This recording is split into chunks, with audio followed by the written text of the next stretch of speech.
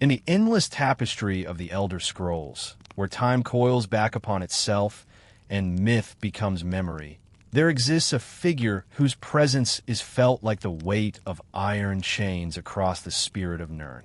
He is Molag Bal, the king of rape, the lord of domination, the father of vampires, and the master of Coldharbour.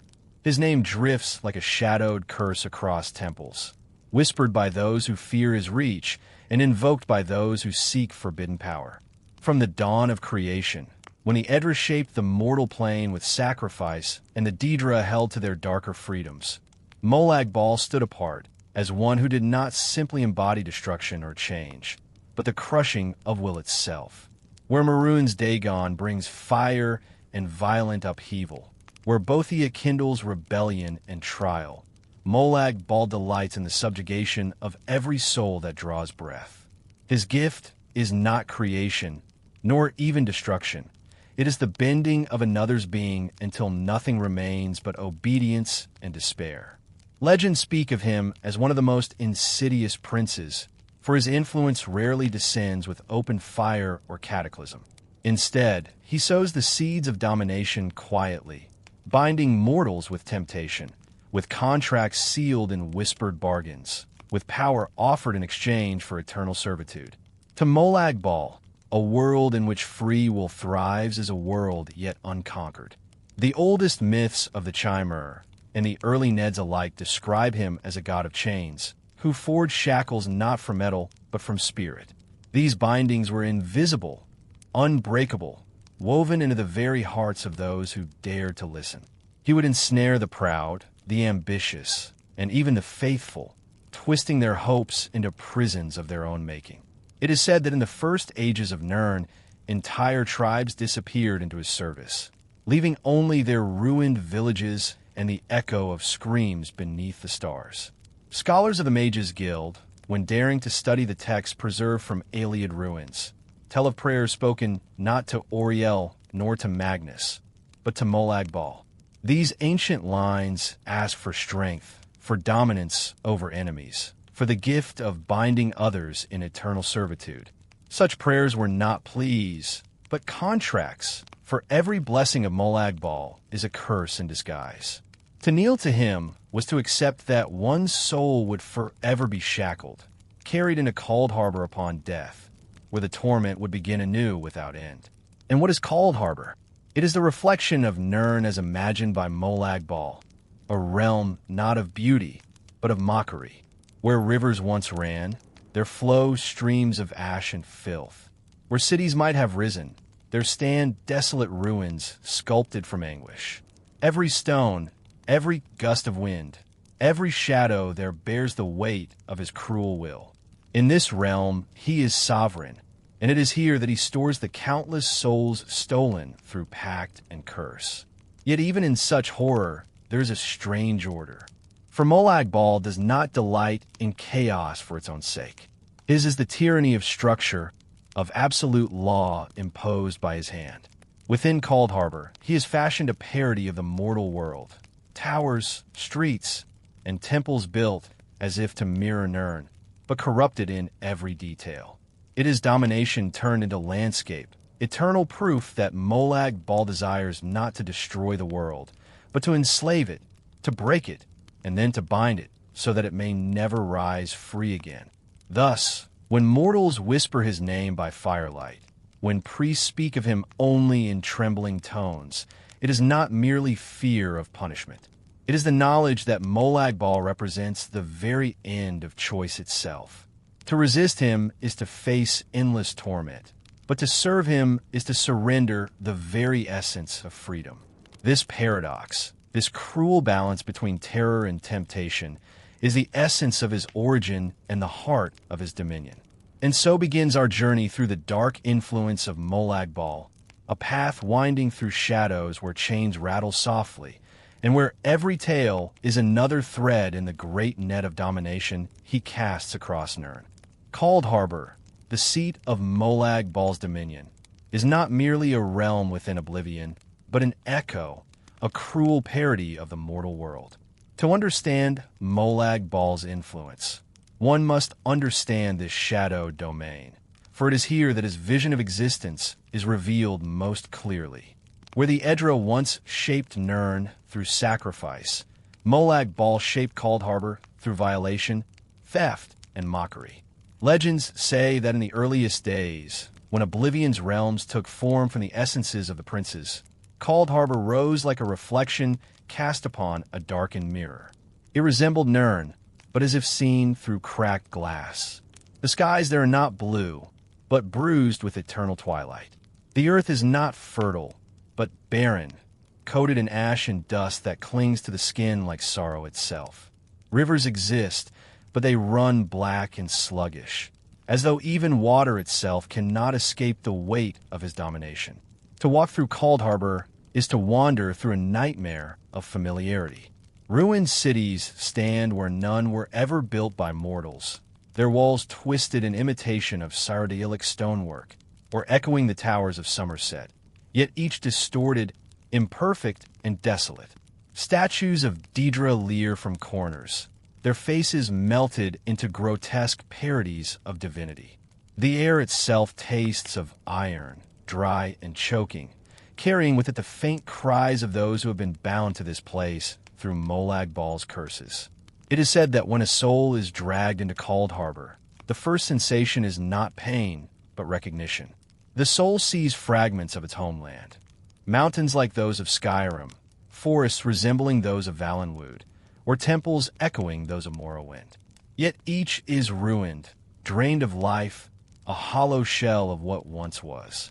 In this way, Molag Bal mocks both the living and the dead, reminding them of what they have lost and showing them what he believes their true fate to be, a world emptied of freedom, bound in eternal ruin. Coldharbour is not lifeless, however. It is populated by the instruments of Molag Bal's will. Zivkin, Daedric soldiers born of his sorcery, twisted beasts who stalk the wastes, and mortal souls reshaped into servants, their identities scoured away until only obedience remains. Some are forced to toil endlessly in mockeries of mortal labor, building structures that crumble even as they rise, as if their suffering itself sustains the landscape. Others are chained in silence, left to contemplate eternity in despair. At the heart of Coldharbour stands the immense Dread Cathedral, a structure that pierces the bruised sky like a fong of black stone. Here, Molag Bal's presence is strongest, and it is said that even the bravest Daedra tremble when summoned within its halls. The cathedral is no mere place of worship. It is a prison, a fortress, and a throne all at once. The souls of countless mortals line its walls like living ornaments, bound in torment and displayed as testaments to his dominion. Coldharbour also houses the infamous Chasm of Chains, a vast abyss said to descend without end, filled with links of iron that rattle ceaselessly. Each chain is connected not to stone or soil, but to the spirits of mortals yet living in Nirn. Scholars who dare to translate the fragmented scriptures of Molag Bal's cult claim that when a mortal enters in a pact with him, their essence is bound to one of these chains. Even while alive, they are tugged toward Coldharbour, their will weakened, their dreams corrupted by his influence. Unlike the realms of other princes, Coldharbour does not shift or flow according to the whims of chaos. It remains fixed, oppressive, and deliberate. Just as Molag Bal embodies tyranny rather than wild destruction, so too is his realm a structure of control. The very stones of its streets are laid not by accident, but by decree, placed to remind all who tread upon them that their steps are not their own. And yet, despite its horror, Coldharbour fascinates scholars and dreamers alike. For within its desolation lies a question. Is this realm a glimpse of what Nirn might become? Should Molag Bal ever succeed in his grand design? During the time of the Plain Meld, when Coldharbour threatened to merge with the mortal world, many claimed to see visions of their homelands drained of life, made reflections of his cursed domain. Whether these were illusions or true warnings, none can say with certainty. Thus, Coldharbour stands as the ultimate testament to Molag Bal's power, a mirror of Nirn that reflects not what is, but what he desires it to be. It is a place where hope is a faint ember smothered beneath the weight of chains, and where every stone whispers the same truth. Freedom is but an illusion, and all things shall kneel to the Lord of Domination. To speak of Molag Bal is to speak of chains, not the common iron links forged by smiths, nor the ropes wound by sailors, but bonds deeper and more insidious. Chains of spirit, chains of will, chains of eternity. The title most often whispered by scholars of the arcane is the Chained God, for he is both master of bondage and embodiment of it. He binds others, and in doing so, reveals his own unbreakable obsession with control. These chains are not merely metaphorical. Countless accounts across the eras describe how Molag Bal weaves shackles that pierce the very essence of mortals. The Aelids knew him as a god of subjugation, a force whose gifts were as alluring as they were damning. Inscriptions upon broken stones recovered from their fallen temples speak of rituals where the blood of slaves was poured into bowls carved with his sigil. In return, they claimed to feel a tightening around their souls, a binding that both empowered and imprisoned. To those who worship him, chains are sacred symbols. In their rites, followers wrap iron around their wrists, their throats, even their tongues, declaring that only through submission to Molag Bal may one taste true strength. These practices, though outlawed in the temples of the divines and shunned by the priesthoods of the tribunal, persist in shadows across Tamriel. In Cyrodiil, secret cults once gathered in abandoned catacombs, reciting verses that beg for the power to enslave others, even as they themselves were enslaved by their devotion. Chains are also central to his dealings with mortals who strike bargains.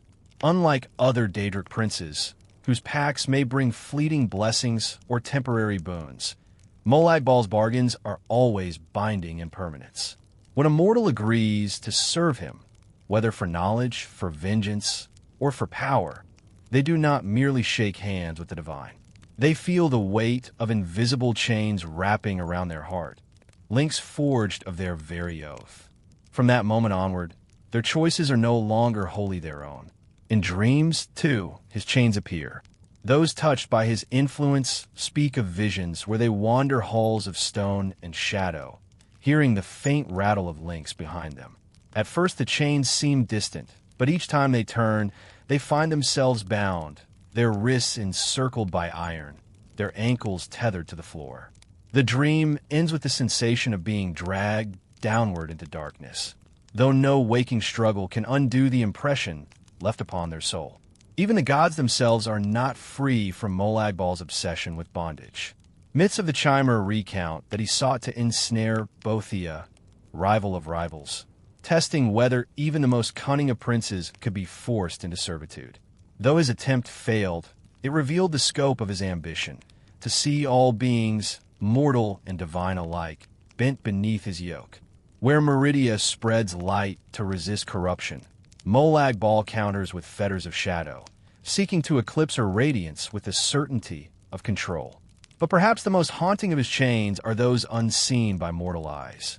The cords of fate and compulsion that creep into the fabric of families, guilds, and kingdoms. Entire dynasties have risen and fallen under the whisper of his influence, their rulers believing themselves free even as they danced upon strings of his design. The chroniclers of High Rock tell of lords whose bloodlines carried curses of bondage, with each heir growing more tyrannical until rebellion broke their line. Whether coincidence or evidence of Molag Bal's invisible hand, the tales endure, reminding mortals that freedom is fragile and easily undone. Thus the title Chained God endures not only because he commands shackles, but because he represents the principle of bondage itself. To study Molag Bal is to study the slow erosion of will, the transformation of desire into servitude, and the paradox of chains that both harm and entice. Mortals may resist his grasp, yet to think upon him is already to feel the faintest weight of those links brushing against the spirit. And so, as our journey deepens, we must look not only at the chains he casts outward, but at the ways in which mortals, knowingly or unknowingly, forge chains of their own, and how Molag Bal uses these bindings to claim what was never freely given. Though his name is feared, Molag Bal has never lacked for worshippers. Across the long ages of Tamriel, from the dawn of recorded history to the present era, cults devoted to him have risen in shadows, flourished in secrecy, and fallen into ruin. Their devotion has never been vast, never triumphant, but always enduring, like weeds that cling to the cracks of stone, flourishing where least expected. In the Ayleid Empire, Molag Bal's cults were not only tolerated, but celebrated in certain strongholds.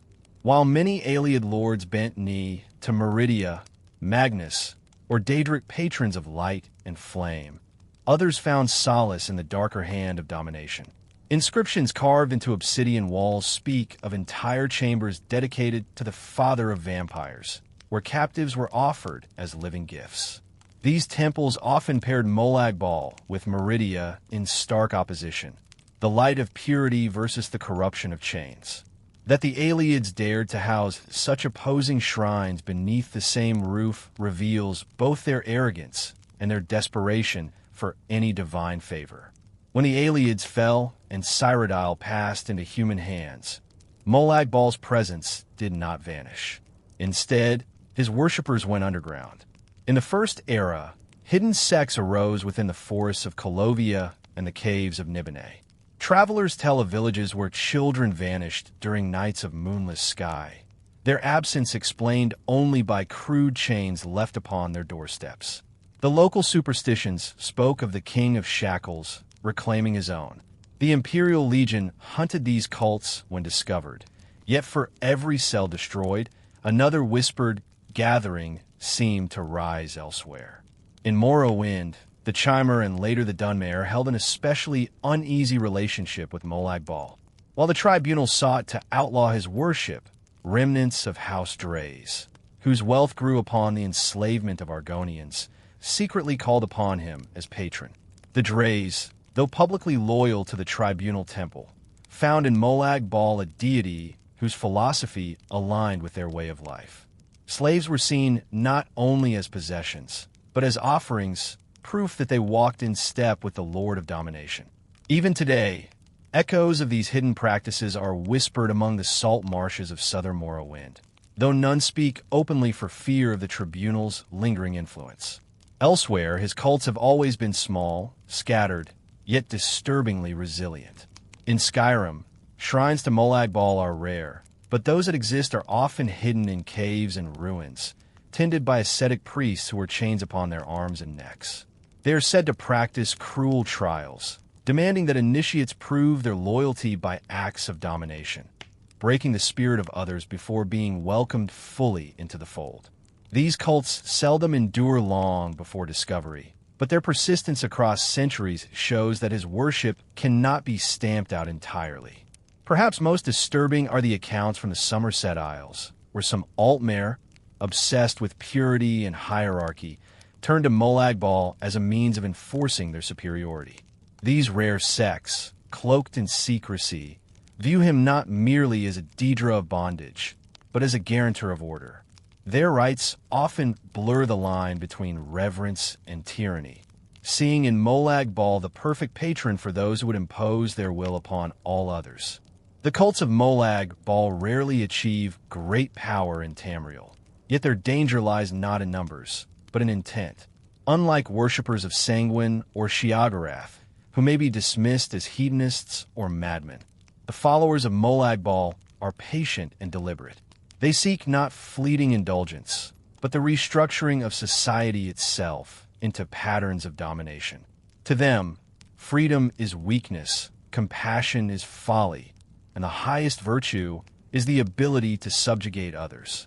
Time and again, history records that such cults end in fire, uncovered by vigilant orders, destroyed by rival faiths, or torn apart by their own cruelty. Yet their ashes always seem to bear seeds of return.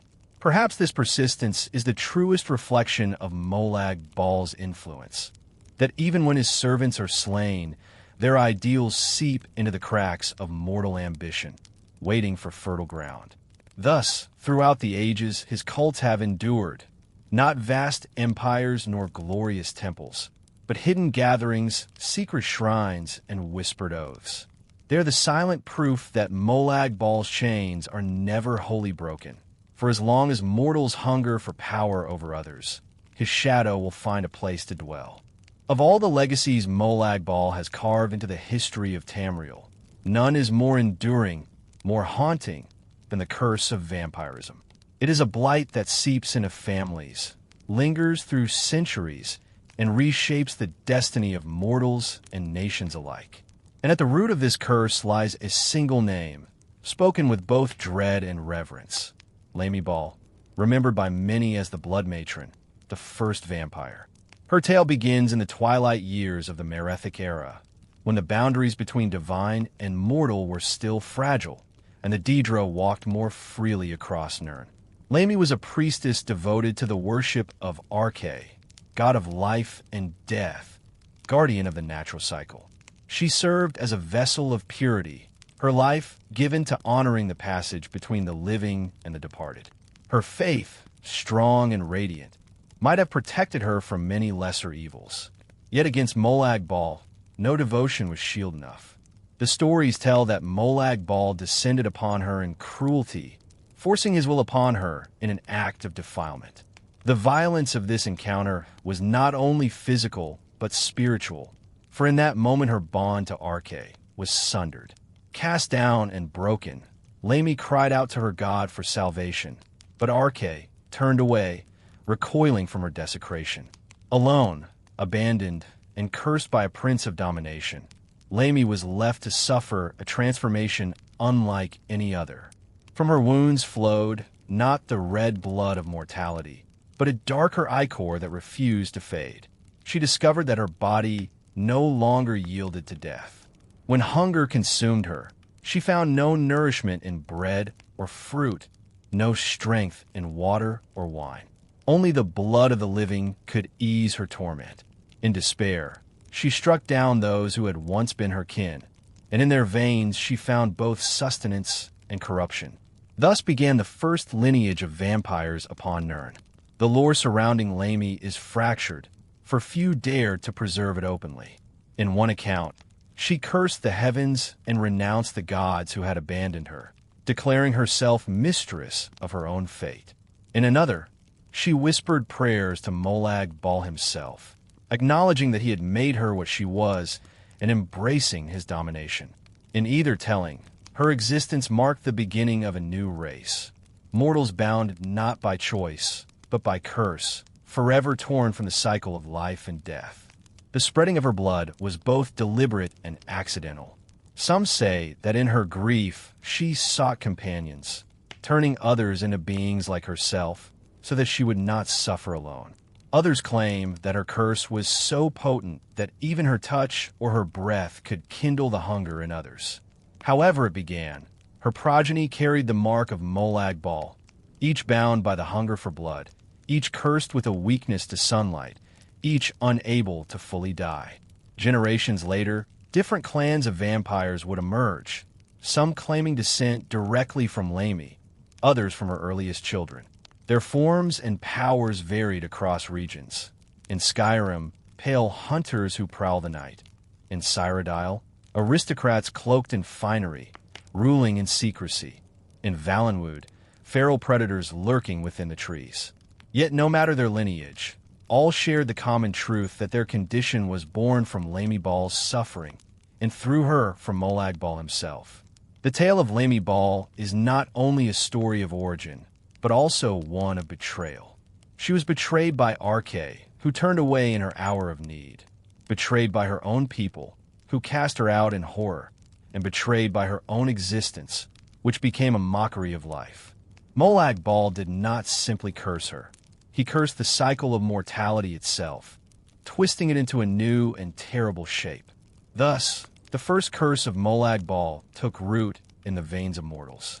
It was not the destruction of cities, nor the sundering of kingdoms, but something quieter and far more enduring, a hunger that spreads from person to person, an eternal reminder of the Prince of Domination's cruelty. To this day, when the name of Lammy Bal is whispered, It is with the knowledge that her torment still flows through the veins of countless mortals who walk beneath Masser and Secunda, hungering, waiting, enduring. From the anguished transformation of Molag Bal flowed the endless tide of her children, and through them, the blood curse of Molag Bal spread across Tamriel. What began as the torment of one forsaken priestess soon unfolded into 1,000 variations, each lineage carrying within it both the hunger of the first vampire and the dominion of the prince who had cursed her. In the first era, records of vampires were fragmented, written in secret and hidden away by trembling hands. Villages whispered of pale strangers who walked only by night, their eyes glimmering like frost beneath moonlight. Corpses were found with no wounds save for the mark of 2 small punctures upon the throat. Cattle were drained in their stalls. Families disappeared without a trace, and children sang hushed, rhymes warning each other to avoid the shadows. The earliest rulers who acknowledged their existence did so not to confront them, but to make quiet pacts, sacrificing lives in exchange for peace, hoping that the creatures of the night would turn elsewhere. As centuries passed, the curse unfolded into distinct clans, each adapting to the lands they haunted. In the frozen reaches of Skyrim, the Folkihar emerged, infamous for their cruelty. Tales tell of them freezing lakes solid to trap mortals beneath the ice, feeding upon them at leisure. Their powers were not limited to mere hunger. They bent shadows to cloak their presence, commanded beasts of the night, and thrived in the bitter cold where no mortal could endure. In Cyrodiil, vampires took on a subtler form. Here, the strain was less monstrous, more refined, allowing them to blend seamlessly into mortal society. They walked among nobles and merchants, hidden in plain sight, feeding discreetly while ruling estates and guiding politics from behind veils of secrecy. Some scholars argue that entire guilds and councils may have been shaped by their unseen influence, so well concealed that their presence was dismissed as rumor or superstition. In the tangled wilds of Valenwood, feral strains of vampirism took root. These vampires abandoned guile and civilization, becoming predators of the deep forest. Their howls were said to echo through the trees on moonless nights, driving villagers to barricade their homes in terror. Hunters of the Green Pact whispered that these creatures had no need for subtlety, for the wilderness itself conspired to hide their movements and deliver prey into their grasp. Morrowind too bore its share of cursed bloodlines. The Dunmare, already accustomed to worshipping and fearing the Daedra, treated vampires as both abominations and testaments to the prince's cruelty.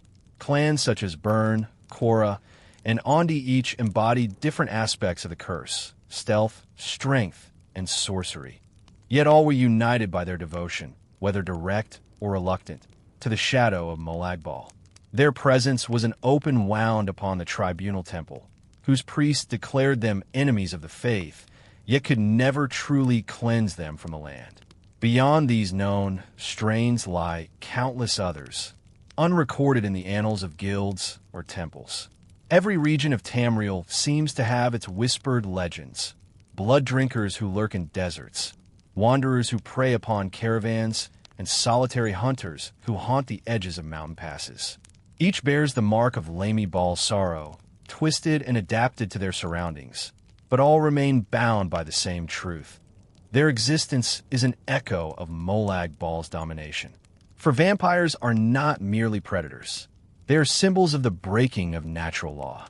They defy Arche, stepping outside the cycle of birth and death, mocking the god who abandoned Lamy in her hour of need. Every feeding is not only an act of survival, but a reaffirmation of that ancient curse, a quiet proclamation that Molag Bals will persist across generations. The sunlight may banish them from day, yet their shadows linger in every culture, every age, like stains that no cleansing can erase. In time, mortals learned to fight them. Priests wielded fire and holy water. Hunters sharpened silver, and warriors trained to strike swiftly before the Nightborn could vanish into mist. Yet even with these defenses, the curse never faded. For each vampire destroyed, another lingered unseen. For each clan diminished, Another grew in secret. The blood curse, once unleashed, could not be contained. Thus, from the anguish of Molag Bal flowed a legacy eternal. The clans may differ, their methods may vary, but all are branches of the same poison tree. They are the living testament to the first curse of Molag Bal, proof that his influence does not fade with time, but endures in every whisper of fangs, every pale figure seen beneath Master's glow, and every drop of blood spilled in the dark. If the curse of vampirism was the first wound Molag Bal carved into the world, then the breaking of will is the second, subtler curse, one not written upon the body, but etched upon the soul. This curse is not confined to bloodlines or to shadows of the night.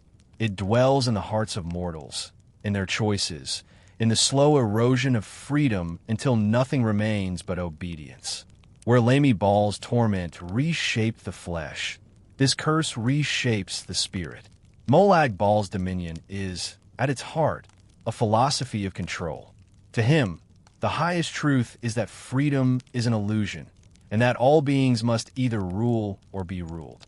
There is no balance, no equality, no compromise. In his view, strength is not proven through creation or destruction, but through the ability to bend another's will, to command their thoughts and actions, until their selfhood dissolves entirely. This is the essence of domination, and the heart of his second curse. The Daedra who follow him speak often of chains not as punishment, but as gifts. They claim that to submit one's will is to achieve clarity, for in surrender there is no longer conflict or uncertainty. Mortals who fall into his grasp sometimes describe a strange peace, an end to doubt, a numbing of choice. Yet beneath this calm lies despair, for what is left of a soul that no longer chooses its path. In the silence of submission, individuality is erased, and what remains is only an echo of Molag Bal's will. Legends tell of entire tribes who vanished beneath this curse. One tale from the early Nibonese recounts how a proud chieftain sought power to defend his people against rivals. He prayed to Molag Bal, who answered with strength, but in return, the chieftain's will was bound. When he commanded his people, it was not his own voice that spoke, but the whisper of the prince. Soon the tribe marched not against their enemies, but against themselves, destroying their own villages in acts of senseless devotion. When travelers later passed through the land, they found only silence and chains rusting upon the ground. To mortals, the breaking of will can appear gradual, even invisible. It begins with small concessions, a vow spoken in desperation, a compromise made for survival, a whispered bargain at midnight. At first, the mortal may still believe themselves free, acting with agency, guiding their own steps. But little by little, the weight of chains grows heavier. Dreams are clouded with whispers, choices narrow, and the soul awakens one day to find that its course was never its own. In this way, the second curse spreads silently, needing no blood, no bite, no visible mark. Philosophers within the Mages Guild have debated whether Molag Bal's breaking of will is unique among the Daedra, or whether it is merely a darker expression of truths found elsewhere. Hermias Mora demands knowledge, but leaves choice in the hands of the seeker. Bothia demands struggle, yet the struggle itself sharpens freedom. Molag Bal alone takes joy not in the path, nor in the prize, but in the hollowing of the self, until the mortal is nothing but a vessel. And yet, mortals are drawn to him. The paradox of domination lies in its allure. For some, the promise of command over others blinds them to the cost of their own freedom. For others, the promise of release from choice, from the weight of responsibility, tempts them into surrender. In either case, the chains are embraced willingly, and once accepted, they cannot be cast aside. Thus, the second curse of Molag Bal is not as visible as vampirism, nor as catastrophic as the plain meld to come. It is quieter, more insidious, and perhaps more dangerous. For while bloodlines may be purged and invasions repelled, the corruption of will spreads in whispers, in bargains, in the hidden corners of the heart. It is the curse that transforms mortals into slaves of their own desires. And in that enslavement, Molag Bal finds his deepest triumph. The philosophy of domination may seem distant, abstract, a truth confined to scholars and cultists, yet Tamriel's history is filled with mortal lives broken beneath Molag Bal's second curse. His shadow has not merely touched nameless villages or forgotten tribes, but kings, priests, and mages of renown. Their stories, preserved in fragments of scroll and whispered legend, remind us that even the mighty are not beyond the reach of chains. One tale speaks of a king of the Colovian West, a ruler proud and unyielding, who sought to unite his fractured lands. He prayed not to the divines, who seemed distant, but to any power that would answer. In his desperation, he was granted visions by Molag Bal. The visions promised him obedience from his people, loyalty unbreakable, and enemies who would kneel before his throne. The king accepted, believing he had outwitted the prince, believing he would use this strength without cost. But soon he found his own voice fading, his decrees twisted by whispers only he could hear. His people obeyed, yet not him. They obeyed the will of Molag Bal, carried upon the king's tongue. When rebellion finally came, it was not to overthrow a mortal ruler, but to shatter the prince's grasp. The king perished, his name lost, remembered only as a vessel emptied of self. Another story tells of a priest in distant Morrowind, devoted once to the tribunal. He sought wisdom, yearning for greater knowledge of life and death, and in secret he turned to forbidden texts. These writings led him to Molag Bal. At first, he resisted, horrified by the dark doctrines he discovered. Yet slowly, the words coiled into his mind like serpents. He began to dream of chains, to wake with the taste of iron upon his tongue. In his sermons, he spoke not of the tribunal's grace, but of the futility of freedom, of the peace to be found in surrender. His congregation dwindled, yet a few followed, spellbound, until at last the temple seized him. They found him chained within his chambers, smiling faintly, whispering to unseen ears. Whether his body was executed or hidden away, none can say, but his tale lingers as a warning to priests who would delve too deeply. And there are tales of mages, whose ambition proved fertile ground for the second curse. In High Rock, one sorcerer sought to command spirits for his experiments. When he called upon Molag Bal, he believed himself strong enough to resist the prince's bargain. For years he prospered, raising towers, teaching apprentices, binding Daedra to his service. But over time, his students noticed a change. His words grew colder, his lessons crueler, until apprentices were treated not as scholars but as slaves. His tower became a fortress of despair, his research consumed not with discovery, but with the binding of will.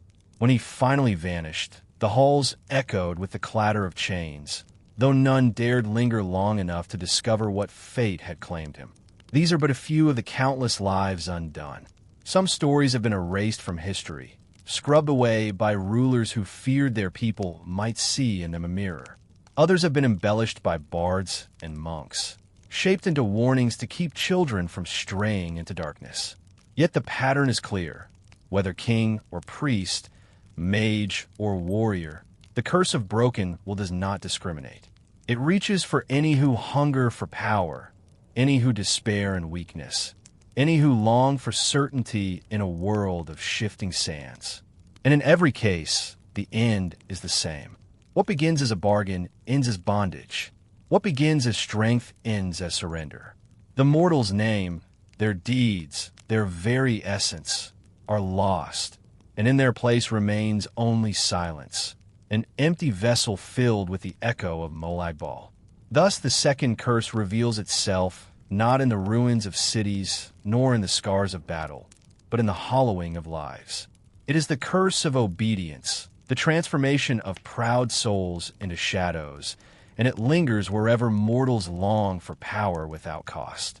It is not always seen, not always named, yet it is always present, a quiet thread running through the tapestry of Tamriel's history. Among the curses wrought by Molag Bal, few are as terrifying as his intrusion into the mortal plane itself. If vampirism is the first wound and the breaking of will the second, then the despoiling of Nirn is the third, an act not of whispers or hidden chains, but of raw defilement, where the Edris sacrifice to shape a world of life. Molag Bal seeks only to unmake, to twist, and to enslave. His greatest ambition has always been to claim Nirn not as a place apart from oblivion, but as an extension of his own dominion. Legends preserved in the archives of the Mages Guild speak of early attempts, long before the calamity of the Plane Meld. In scattered myths, Molag Bal forced open gateways between realms, seizing fragments of the mortal world and dragging them into Coldharbour.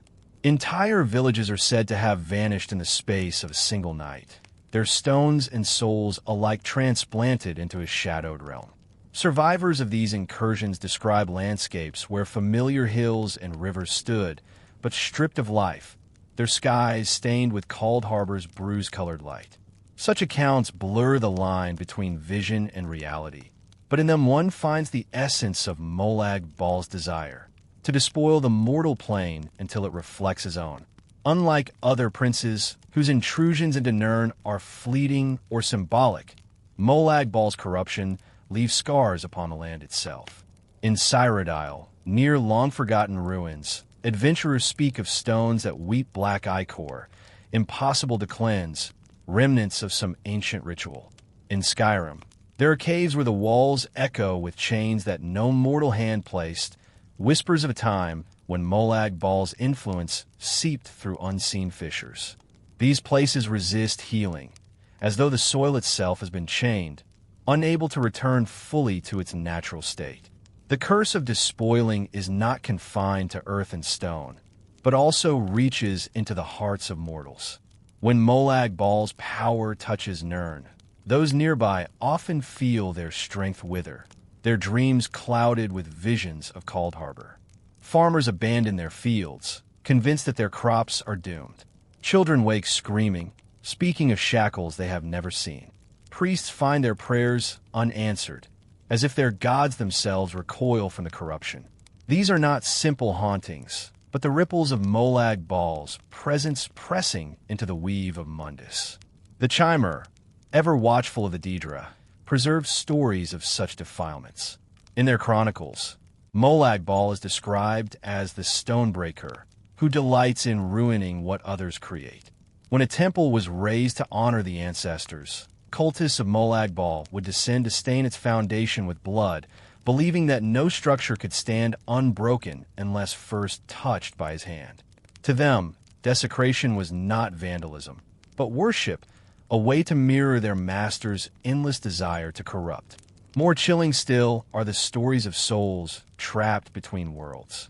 When Molag Bal sought to claim a portion of Nirn, he did not always succeed in dragging it whole into Coldharbour. Instead, fragments remained half-bound, suspended between realities. In such places, mortals who died were said to linger, neither moving to Etherius nor sinking fully into oblivion, but caught in chains that tied them to both. Travelers spoke of ghostly figures walking in silence, their faces twisted in torment, doomed to remain until the chain that bound their land was broken. This is the third curse of Molag Bal, the violation of Nirn itself. It is not the creation of a race, nor the subtle breaking of will, but the outright assault upon the mortal plane. Each intrusion is both a test and a promise, a reminder that he will never cease striving to merge Nirn with Coldharbour. The scars remain as silent proof, etched upon stone and spirit alike. Thus, when mortals speak of Molag Bal's power, they do not speak only of distant legends or hidden cults. They speak of land that bleeds, of rivers that run dark, of dreams corrupted, and of villages swallowed whole.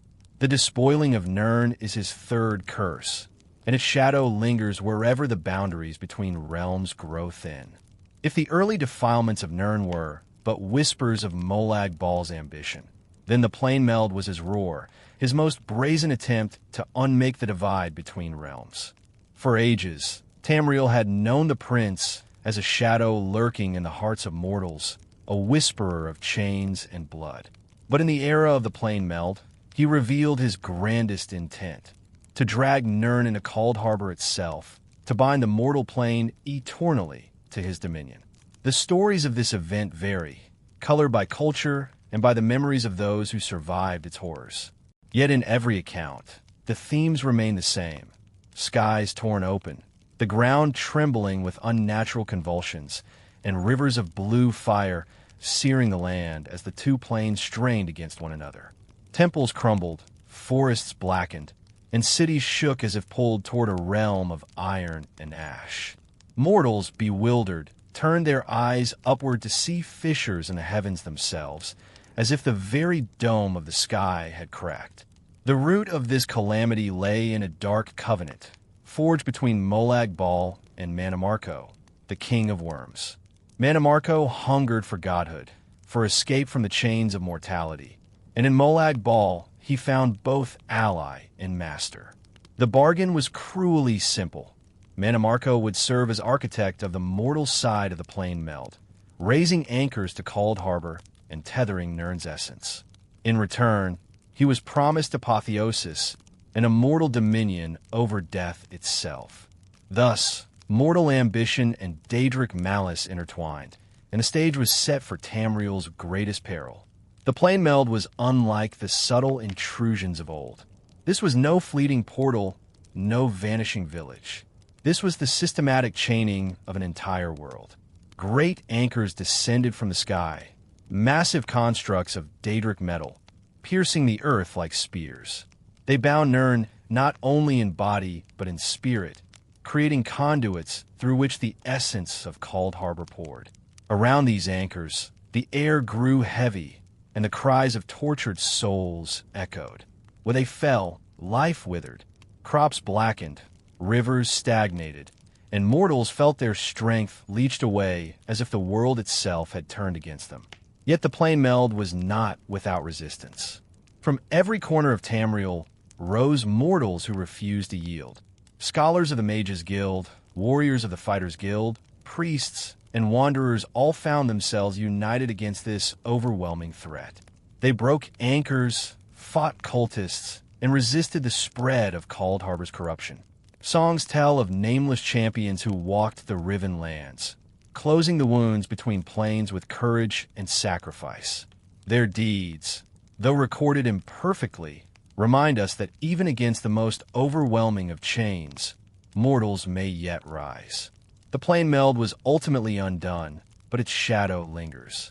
Though Nirn was spared complete absorption, the scars of the attempt remain visible to those who know where to look. In ancient ruins, one still finds fragments of Daedric metal that hum with unnatural resonance. In the memories of those who survived, the fear of skies cracking and earth trembling lives on, passed to their children as warnings. And in Coldharbour itself, legends speak of vast tracts of land that once belonged to Nirn, now forever bound to the prince's domain, reminders of what nearly was. Thus, the Plain Meld stands as the greatest expression of Molag Bal's third curse. It is the culmination of his philosophy of domination, his hunger for desecration, his refusal to leave Nirn untarnished. Where other Daedric schemes come and go, fading into the obscurity of myth, the Plain Meld remains a stark testament to what the Prince of Domination desires most. Not merely to tempt mortals, not merely to enslave individuals, but to claim the world entire, to make Nirn another chain in his endless realm. And though undone, it reminds us of a truth whispered in the still hours of night. Molag Bal's hunger is unending.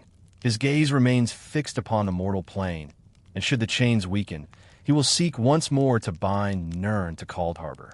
This is the curse of despoiling, carried to its ultimate form, the ambition to erase the line between worlds. To speak of Molag Bal is to speak not only of his curses upon mortals, but of the realm that mirrors his essence, Coldharbour. More than a place, it is a philosophy given form, a world sculpted in mockery of Nirn, bound by chains that stretch across sky and soil alike. Where other princes rule over realms of passion, of shadow, of dream, or of flame. Molag Bal reigns over bondage itself. His kingdom is not alive, it is imprisoned. Coldharbour is described in countless testimonies, many conflicting, yet all bearing the same grim threads. Scholars write of landscapes resembling Nirn's, but inverted, twisted, drained of vitality. Forests stand as petrified husks, their branches frozen in gestures of anguish. Rivers crawl with sluggish, brackish waters that glow faintly with blue fire. The sky hangs low, bruised and oppressive, filled with the grinding echo of unseen chains. Those who wander there say even the air tastes of iron, heavy and bitter, as if every breath were borrowed from a jailer's hand. The curse of Coldharbour is that it reflects what Tamriel could become under Molag Bal's dominion. Every structure, every street, is a parody of mortal design. Grand cities appear and form, their walls high and their avenues broad. But where Nirn's cities pulse with life, Coldharbour's lie hollow, populated only by the enslaved or the damned. Houses stand, yet they offer no shelter. Temples rise, yet they honor no gods but Molag Bal himself. It is said that he shaped these mockeries not out of love for creation, but out of disdain, for to him, Nirn is something to be broken, copied, and shackled to his will. Perhaps most haunting are the souls who dwell there.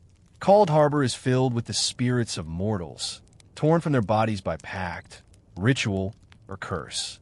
They wander its streets in chains, their eyes hollow, their voices silent unless commanded to speak. Some were kings, some were peasants, yet all were the same bonds. They are stripped of individuality, reduced to reflections of their tormentor's dominion. To see them is to understand Molag Bal's vision, a world where freedom is illusion, where every will is bent to his own, where even memory is enslaved. Travelers and heroes who have set foot within Coldharbour describe its horrors with hushed reverence. One tale tells of a library whose shelves stretch endlessly, filled with books that appear familiar. Histories of Tamriel, sacred texts, journals of mortals long gone. Yet upon opening these volumes, the reader finds only a single word repeated upon every page: obey. Another speaks of a great plaza where statues of mortals stand in endless rows, each face captured in an expression of terror. These statues are no mere stone, but mortals turned to husks by Molag Bal's power, their souls chained within, forced to stand as monuments to his cruelty.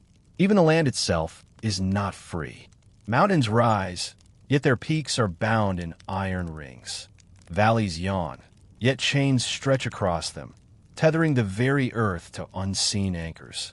Coldharbour is a prison for itself, a reflection of a prince who cannot imagine existence without shackles. In this lies the fourth curse, the curse of eternal bondage, not only for mortals, but for the world entire. For those who listen to these tales, the lesson is clear. Coldharbour is not merely a realm apart, nor a curiosity for scholars. It is a warning of what Nirn might become should Molag Bal's desire be fulfilled. His curses upon mortals, vampirism, broken will, despoiling, are fragments of a greater ambition, and Coldharbour is its culmination. It is the chain he would cast upon all creation, binding the freedom of every living thing to his own cruel purpose. Thus, when one dreams of Coldharbour, one dreams of what lies at the end of Molag Bal's vision. Not fire, not oblivion, but silence, bondage, and despair unending.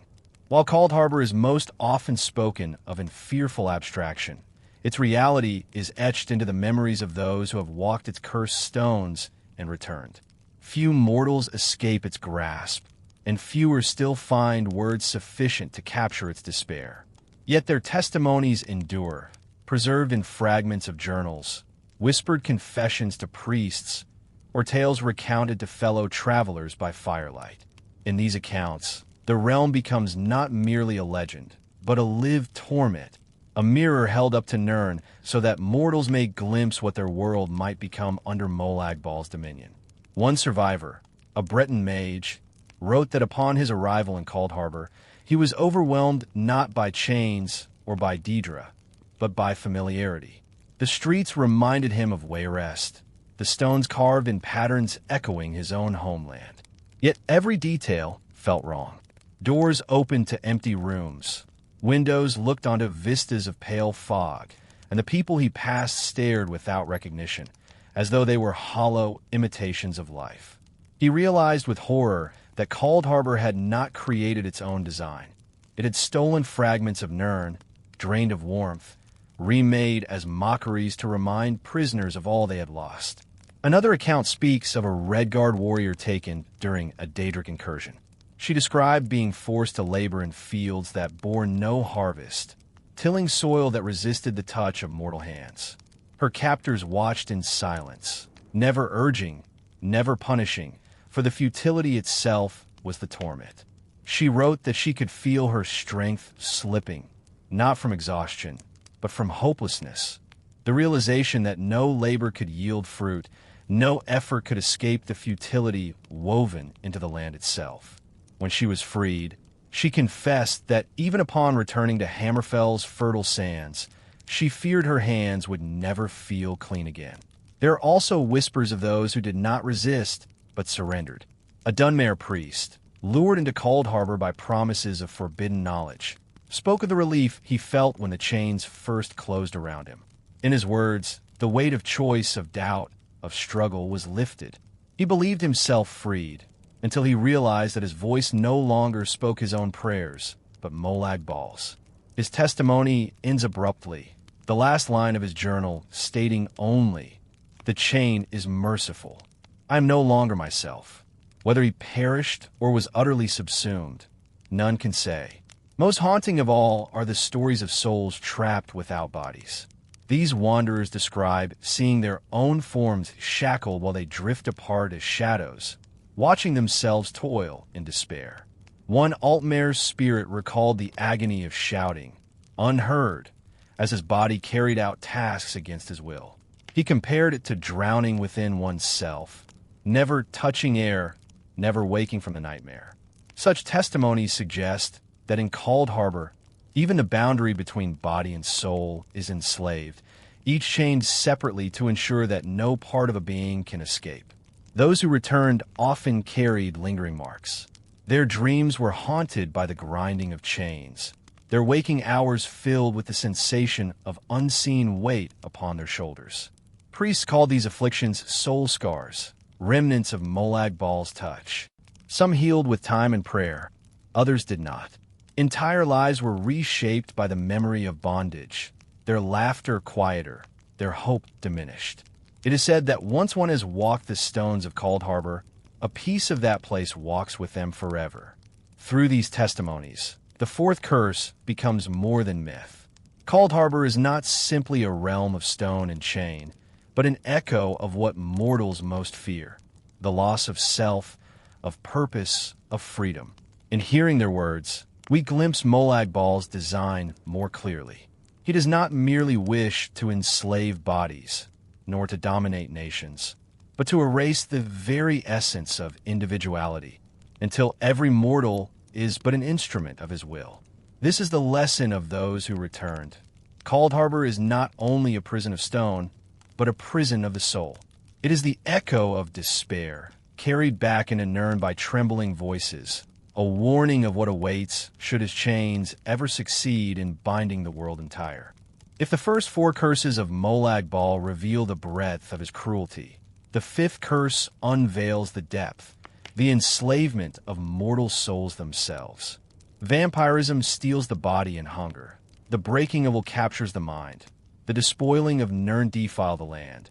Coldharbour imprisons the living and the dead alike. But to harvest a soul is to reach beyond flesh and thought, to claim the eternal spark of life, bending even the essence of a being to his dominion.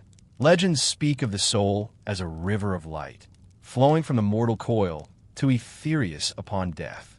Molag Bal does not allow this flow. He intercepts it, twisting its currents, chaining it to his plane.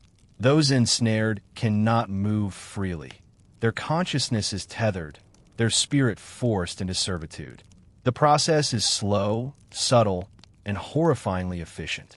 Unlike mortals who might resist through sheer will, the chains of the soul bind invisibly, often before the victim realizes the theft has begun. In the earliest chronicles, scribes describe sorcerers and cultists who offer souls willingly, seeking power beyond mortal limits. Molag Bal accepts these offerings with his characteristic cruelty, granting knowledge, strength, or even extended life, but always binding the soul in the bargain. No prayer, no penance, no plea can undo what has been taken. The soul's freedom, once offered as tribute, becomes a permanent chain, its light dimmed yet never extinguished, eternally reflecting the prince's dominion. The impact of this curse extends beyond individual suffering. Entire families, bloodlines, and lineages may be claimed over generations. A lord might unknowingly sacrifice his heirs to secure victory in battle. A priest might sell the spirits of his flock in exchange for forbidden insight. A mage might barter knowledge of the arcane for the chance to glimpse immortality. In each case, Molag Bal's chains grow longer, stretching invisibly through history, linking generations in subtle bondage. Scholars of the Mages Guild have attempted to chart the effects of soul enslavement. They describe chains of energy invisible to the eye that connect mortal essence directly to Coldharbour. These chains appear stronger in those who resist the Daedra or refuse submission, paradoxically pulling harder as defiance grows. In effect, rebellion becomes another instrument of torment. The more a soul struggles for freedom, the more deeply it is tethered to Molag Bal's will. Even after death, the curse persists. In Coldharbour, these souls form a vast network of servitude, compelled to labor for the prince. Some become archivists of his realm, recording every act of cruelty and triumph alike. Others serve as sentinels, patrolling the shadowed lands to prevent escape. A few are allowed to roam Nirn temporarily, whispering to mortals, spreading fear and influence. All remain bound, none free, each a testament to the reach of Molag Bal's power. Perhaps the most terrifying aspect of this fifth curse is its inevitability. Where other curses may be resisted, avoided, or undone through courage or divine intervention, the chains of the soul are absolute once taken. The mortal may live, may struggle, may believe themselves free, yet a fragment of their essence is already bound to the prince. This subtle theft is the ultimate exercise of domination. It leaves the mortal body intact, the mind seemingly independent, while the light of the soul itself is captured, silenced, and enslaved. Thus, the fifth curse of Molag Bal is both the pinnacle and the culmination of all that came before. It reaches beyond flesh, thought, and land, claiming the eternal spark that defines life itself. It is a reminder to mortals that even their innermost essence is vulnerable, that no act, no prayer, and no defiance can wholly protect them from the chains of the Daedric Prince who rules over domination, suffering, and eternal servitude. The fifth curse of Molag Bal is most vividly understood not through theory, but through the lives of those whose souls were claimed. Across Tamriel, scattered testimonies and whispered legends describe mortals who believe themselves untouched, yet found fragments of their essence bound to the prince. Invisible chains stretching from heart and mind to the shadowed lands of Coldharbour. Each tale, though unique, reflects the same chilling truth. No soul is beyond his grasp. In Cyrodiil, a young imperial scholar named Alender chronicled his encounter with a Daedric cult in the ruins of Nibene. The cultists, acting as instruments of Molag Bal, performed rites of binding upon prisoners, offering their souls in exchange for power. Alender narrowly escaped, yet he felt a persistent emptiness, a quiet tug upon his very being. Later, he realized that a fragment of his soul had been claimed despite his survival. His dreams were haunted by whispers in unknown tongues, urging obedience, yet he awoke each morning with his own thoughts intact, a cruel duality that left him trembling with unease. In Morrowind, A Dunmare priest of the Tribunal Temple spoke of a rival sorcerer who had bartered with Molag Bal for forbidden knowledge. The priest recounted how the sorcerer would vanish for days, returning pale and distant, his eyes reflecting not understanding but chains. Eventually, the sorcerer's body was found lifeless in the ashes of a collapsed tower, yet his soul lingered, bound invisibly to Coldharbour, forced into servitude beyond death. The priest noted that even attempts to sanctify the site or purify the soul failed. Molag Bal's claim could not be undone. Far to the north, in Skyrim, tales tell of a hunter who, in pursuit of a Daedric-tainted artifact, became ensnared. Though the hunter returned to the frozen forests, he found he could not rest. At night, a portion of his spirit wandered, invisible to all but Molag Bal's agents. In time, he became a shadow of himself. His vitality diminished, his voice often whispering in his own ear, giving commands he did not consciously issue. Villagers noted the change and spoke of a man who was alive, yet not entirely his own. Even those who sought Molag Bal intentionally were not immune to the curse's cruelty.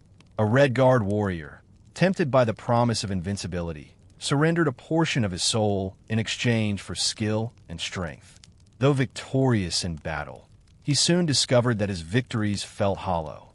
The fragment of his essence, bound to Molag Bal, whispered constantly, a reminder that every triumph carried the weight of unseen chains. He could not undo the bargain, nor could he ignore it. Every action became shadowed by the prince's silent dominion. The patterns of these tales reveal the cruel artistry of the curse. Molag Bal does not need to claim the entirety of a soul to assert control. Even fragments suffice to influence, torment, and dominate. These fragments ripple through thoughts, desires, and dreams, binding mortals in subtle ways that are almost imperceptible until the chains tighten. Families, guilds, and communities may unknowingly harbor individuals whose souls are partially enslaved, and the effects may pass through generations, leaving echoes of domination long after the initial act. For those who have survived, life is forever altered. Some dedicate themselves to prayer and ritual, seeking protection against further intrusion. Others wander the lands in solitude, wary of every shadow and whisper. And yet, no mortal may claim full freedom once a fragment of their essence is taken. In this, the fifth curse is absolute. It reaches beyond the visible, beyond the tangible, and strikes at the very core of being. Thus, the stories of mortal spirits serve as both warning and record. They remind mortals that Molag Bal's reach is not measured in armies or artifacts, but in the subtle theft of what makes life sacred, the freedom of the soul. To encounter him, willingly or unwittingly, is to risk a portion of one's eternal essence, a debt that may echo through all of time. If the fifth curse claimed the souls of mortals, the sixth curse claims their knights. Vampirism, the first curse of Molag Bal, is often thought of as a blight of blood, but its deeper terror lies in the subversion of natural order. The twisting of day into night, the domination of darkness over the light, and the creation of a world perpetually poised on the edge of shadow. This curse does not merely afflict the individual, it alters the very rhythm of life, imposing a reign of endless night over those who fall within its influence. Legends tell of villages in Skyrim, isolated and cold, where the first vampires of the Folkihar lineage walked unseen. Farmers spoke of nights that grew longer, moonlight dimmed, and the warmth of hearths insufficient to ward off the chill. Livestock perished mysteriously, and the few who dared to venture outside after dusk often vanished, leaving behind only faint echoes of cries carried on the wind. In these accounts, the night itself becomes a tool of domination, a cloak under which Molag Bal's children move unchecked. In Cyrodiil, subtle variants of the curse emerge. The vampires here are cunning, blending with mortal society, and their dominion is more insidious. Townsfolk speak of shadows stretching too long at twilight, whispers heard through the halls of great houses, and a lingering unease that no sunlight can fully dispel. By corrupting the natural balance between night and day, the curse undermines confidence, disturbs sleep, and gradually erodes the peace of communities, leaving mortals vulnerable to both fear and the hidden hand of the prince. The curse of eternal night also exerts a spiritual toll. Priests and scholars of Arche report that mortals afflicted, or even those merely in proximity to vampiric power, begin to feel a dissonance in their souls. Dreams darken, prayers falter, and the natural flow of energy between Nirn and Aetherius becomes erratic. This is no simple fear of monsters, but a subtle rewriting of perception. The world itself seems as if it were designed for creatures of the night, and mortals, even in safety, feel like intruders in their own lives. Some accounts suggest that vampires themselves are not merely predators, but instruments of Molag Bal's philosophy. By extending the night, they increase dependency on darkness, hunger, and secrecy. Every village struck by the curse becomes a laboratory of domination, where humans are conditioned to fear, obey, or succumb. The nights become lessons, teaching mortals that power lies in the shadows, and that daylight is fragile and temporary. In this way, the curse reshapes morality, behavior, and survival instincts, all according to the prince's design. In the frozen reaches of Skyrim, certain Folkihar lords are said to have performed rituals under eclipsed moons, extending the night even further, binding entire regions under a veil of shadow. Travelers speak of twilight that lasts for weeks, stars dimmed or absent entirely, and a creeping frost that consumes warmth as surely as the vampire's bite consumes life. These acts are not merely practical. They are symbolic, demonstrating Molag Bal's desire to invert the natural order, replacing the cycle of day and night with a cycle of fear, hunger, and submission. Even in lands far from Skyrim or Cyrodiil, the ripple of this curse is felt.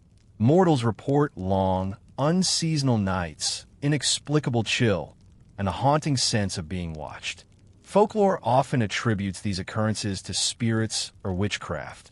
Yet in truth, they are echoes of Molag Bal's influence, the tendrils of his dominion stretching invisibly across the world, ensuring that wherever vampiric power touches, the night grows longer, the shadows deeper, and the balance of life itself bends toward darkness.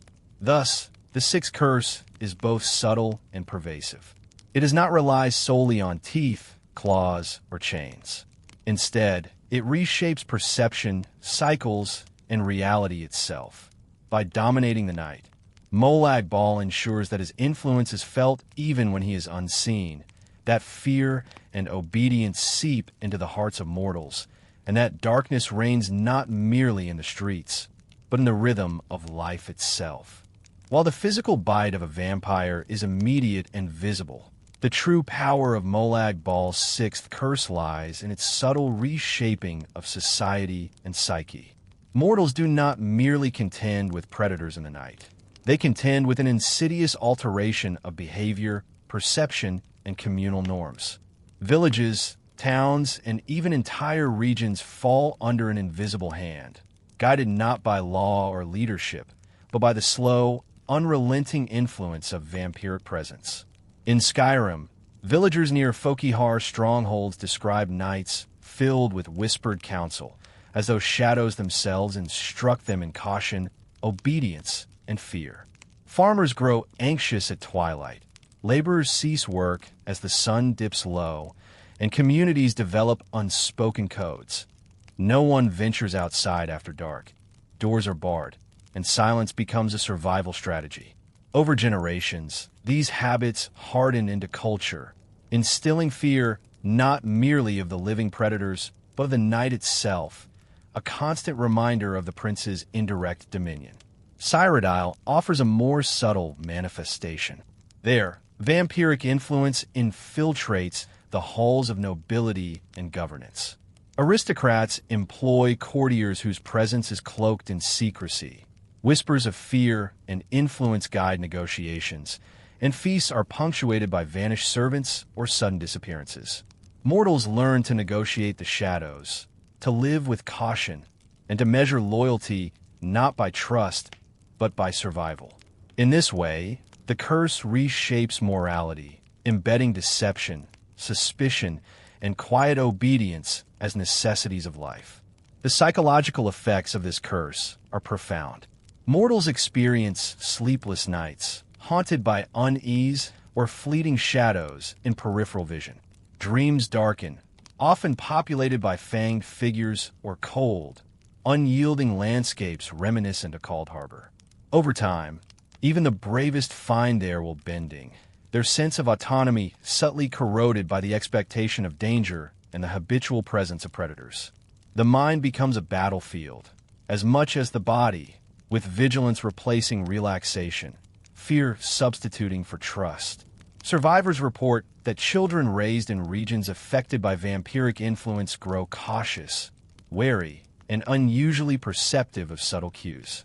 Entire generations may develop heightened anxiety, mistrust of outsiders, and an almost instinctual knowledge of danger at night. While these traits may aid survival, they also echo the prince's philosophy, the molding of mortals into creatures of obedience and fear, disciplined by terror rather than law, and trained to function within chains invisible to the eye.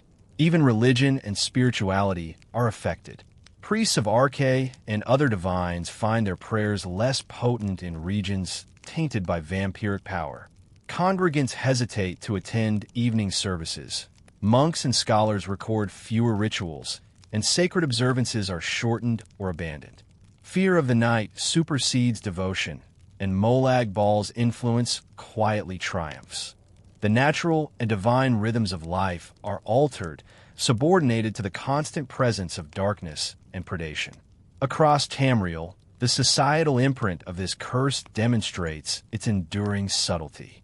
Cities may not burn, crops may not fail, and armies may not fall, yet the invisible chains of influence extend, bending behavior, reshaping culture, and eroding the natural rhythms of mortal existence.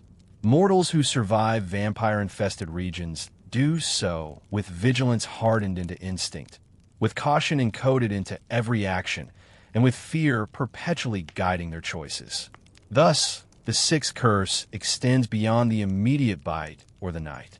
It penetrates culture, psychology, and morality, teaching mortals that darkness governs not only the streets, but the mind, heart, and community. It is an echo of domination, a lesson in fear, and a testament to Molag Bal's relentless, patient, and insidious cruelty. If the sixth curse governs the night and reshapes mortal perception, the seventh curse governs the heart, mind, and spirit of mortals directly. It is not a curse of fangs or chains, but a subtle, insidious manipulation of fear and desire. Molag Bal understands that mortal beings are guided as much by longing as by terror, and he exploits both with precision, ensuring that mortals bend to his will even when they think themselves free. Legends speak of mortals who sought power, knowledge, or security, only to find that Molag Bal had anticipated their wishes. In Cyrodiil, ambitious nobles would pray for influence, wealth, or protection, and suddenly doors seemed to open. Yet each boon came with invisible chains. Wealth corrupted them slowly. Alliances turned to enslavement, and trust became a weapon wielded against their own judgment. The prince's manipulation was subtle, a whisper in the shadow of their choices, nudging them toward actions that strengthened his influence without revealing his hand. In Skyrim, fear often guided mortal decisions. Travelers tell of villages where rumors of vampire attacks compelled entire communities to isolate themselves, abandoning trade, diplomacy, and even kinship. The fear of unknown predators led them to create internal hierarchies, spy upon one another, and surrender freedoms they once valued. Through terror, Molag Bal subtly reshaped the social fabric, ensuring that mortals acted as if enslaved even when no chains were visible. Desire and dread became twin tools of domination, invisible yet unyielding. The manipulation extends beyond society into the private heart. Mortals are prey to cravings and obsessions that seem natural but are orchestrated by the prince's influence. An aspiring mage may feel an irresistible pull toward forbidden knowledge. A warrior may crave unassailable strength. A ruler may hunger for control beyond their station. Each desire is a thread, pulling the mortal closer to submission. Even if they resist, the very act of resistance often strengthens their bond to the prince, for struggle becomes a new instrument of dominance. Molag Bal's methods are patient and deliberate. Unlike curses of blood or chains, this manipulation unfolds over years, sometimes decades. Mortals who live their entire lives under his shadow may never recognize the origin of their fears or desires. Their successes, failures, and ambitions may appear self-directed, yet they exist within invisible boundaries established by the prince. Freedom becomes an illusion, choice a carefully guided path, and morality a reflection of the prince's philosophy rather than the mortal's own. This seventh curse is also recursive. Fear generates desire. The dread of loss drives mortals to seek power or protection. Desire amplifies fear. The craving for achievement or love can lead to obsession and vulnerability. Molag Bal orchestrates these cycles, ensuring mortals continually reinforce their own submission. Through this invisible guidance, the prince achieves what overt force cannot: the willing cooperation of those he dominates, a subtle slavery deeper than chains, darker than vampirism, and more enduring than death. Even scholars, philosophers, and priests are not immune. They may interpret events correctly, discern patterns of corruption, and recognize the source of their desires and fears, yet still act within the invisible framework Molag Bal has constructed. In this, the seventh curse becomes both an intellectual and spiritual enslavement. It teaches mortals that not all chains are visible, and that the most effective dominion is one embraced voluntarily. Thus, the seventh curse demonstrates the sophistication of Molag Bal's influence.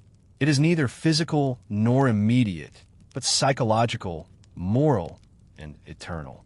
Through fear and desire, he bends mortals subtly, ensuring that their choices, ambitions, and obsessions serve him, often without their knowledge. In this way, domination becomes a living philosophy, woven into the very psyche of Tamriel's inhabitants, and the prince's shadow touches even those who think themselves free.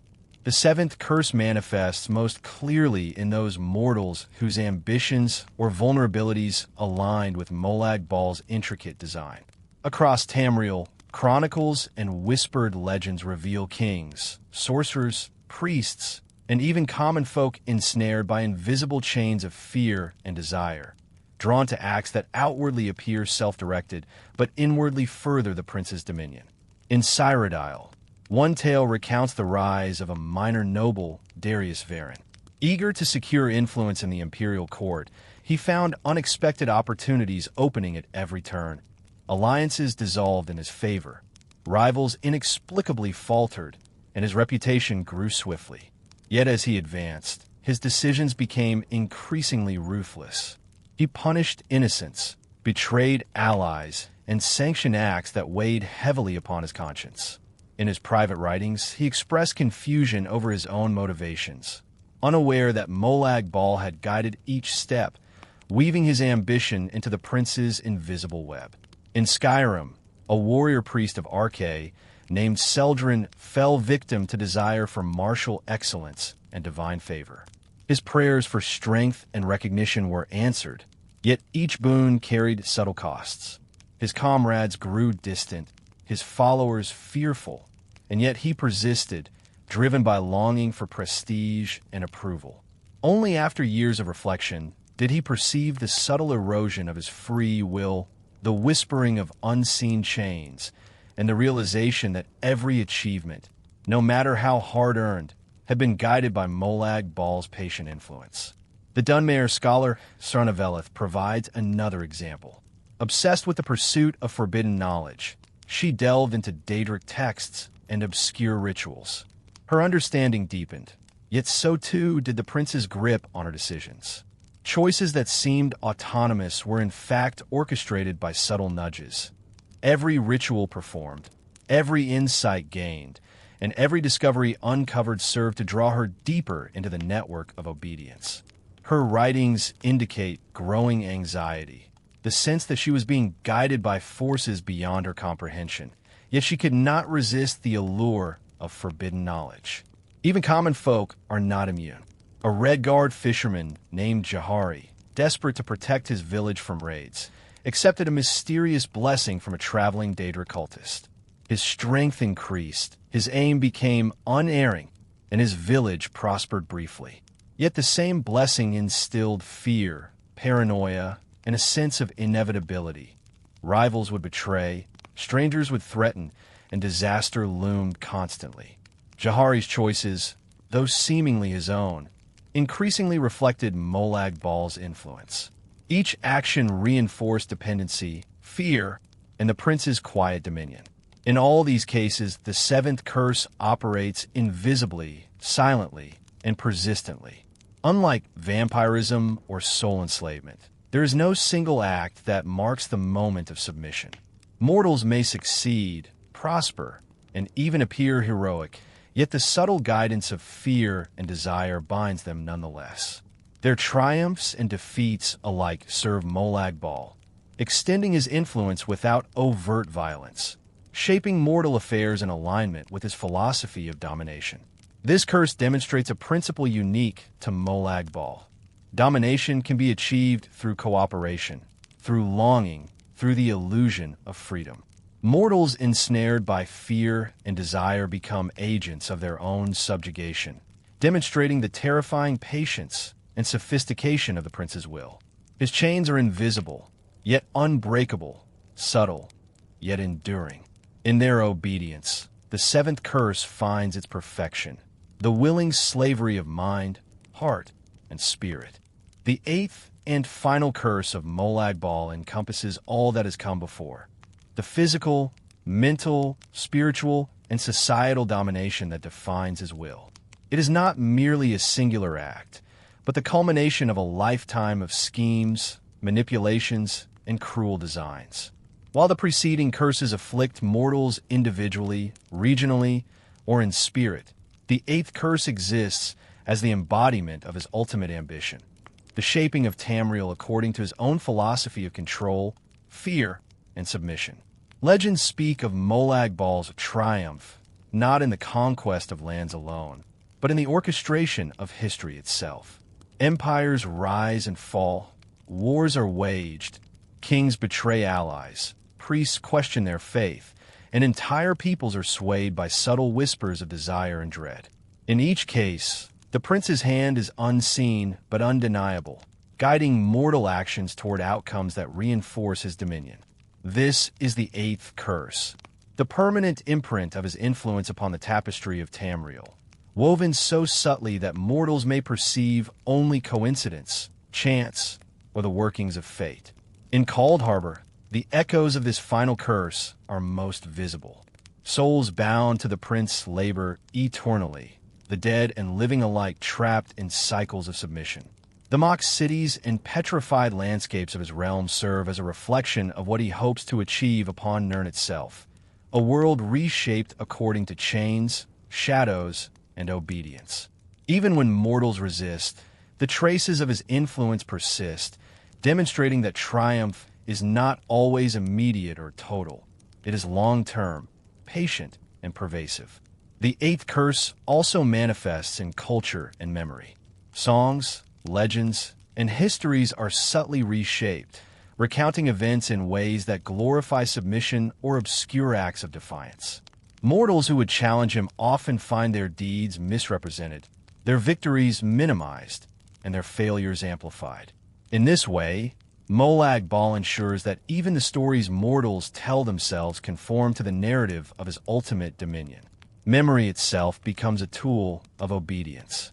Mortal ambition, fear, and desire remain the most potent instruments of this curse.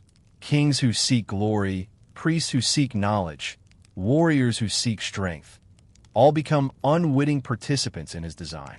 Each choice, whether to aid, resist, or conquer plays into his philosophy of control. Even acts of heroism may inadvertently serve to extend his influence, demonstrating the subtlety and patience with which he manipulates the mortal plane. The legacy of this eighth curse endures because it is cumulative. Every vampire, every bound soul, every act of fear, desire, or submission contributes to the tapestry of his power. Molag Bal does not require absolute victory in a single battle or the capture of every mortal. He requires persistence, subtlety, and patience. The culmination of his curses is not a moment, but an era, a long shadow stretching across history, visible only to those who discern the threads of domination woven through every aspect of mortal life. In reflecting upon this final curse, one perceives a philosophy that is both terrifying and instructive. Molag Bal teaches that power need not be enforced openly to be absolute, that influence may be invisible, and that control over body, mind, spirit, and society is the ultimate expression of dominion. Mortals who recognize this truth may act wisely, yet even awareness cannot wholly free them from the chains already woven into the fabric of their lives. Thus, the eighth curse is the culmination, the apex, and the final lesson of Molag Bal's work. It is the quiet, persistent, and inexorable shaping of Tamriel itself, according to the principles of fear, desire, and submission. It is a reminder that the prince's influence endures, that his dominion persists unseen, and that the legacy of his curses is eternal, etched not only upon the land and its people, but upon history, memory, and the very soul of mortal existence. As we contemplate the 8 curses of Molag Bal, a pattern emerges, one of escalation, subtlety, and persistence.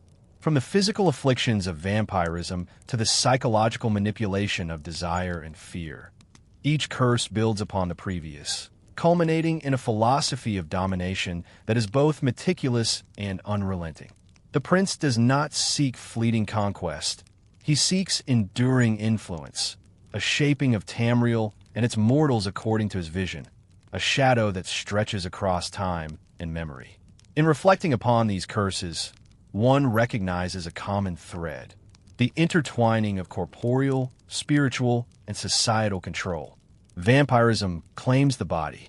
Broken will enslaves the mind. The despoiling of Nirn and the horrors of Coldharbour impose dominion upon land and soul alike.